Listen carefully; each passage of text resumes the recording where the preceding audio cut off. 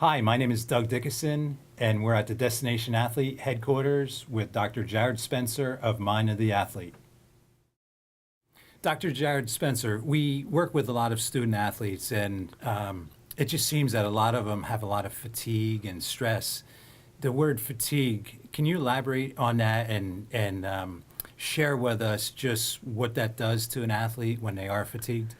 Well, fatigue is very important to an athlete because essentially the number one factor in performance is actually sleep. And many athletes can get a competitive advantage if they make some adjustments in their sleep, thus ending their fatigue. For example, athletes that go to bed consistently have better performance.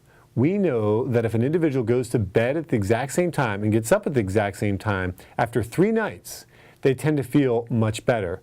This is one reason why athletes tend to feel really good on Thursdays and Fridays, but oftentimes will struggle on a Monday or Tuesday because they stayed up late on a Friday or a Saturday night. If you're an athlete, get a competitive advantage by avoiding the trap of staying up late on a Friday or Saturday night or sleeping in on a Saturday or Sunday morning. If you do this, you're going to feel better on Monday and Tuesday. You're going to have better performance in practice. You're going to have better academic success, and you're actually going to perform a little bit better. In addition to this, a 26-minute nap is key for optimal performance. We know that 8 hours after you wake up, ideally, you would have a little bit of a rest. But many athletes will sleep too long, oftentimes on bus rides, and feel tired and irritable and cranky. It actually is counterproductive to take a very long nap. But according to a study by NASA, it showed among the creme de la creme pilots that they put them into 2 studies.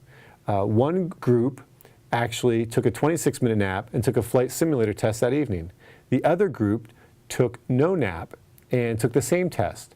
And what they found were the pilots that actually had a 26-minute nap, just enough for them to kind of ramp down into Delta 1 sleep and then come back up, outperformed their competitors by 34% on the same flight simulator test. If we know it works for NASA and their pilots, we know that it can work for athletes as well. Keep your sleep consistent and get a 26-minute nap.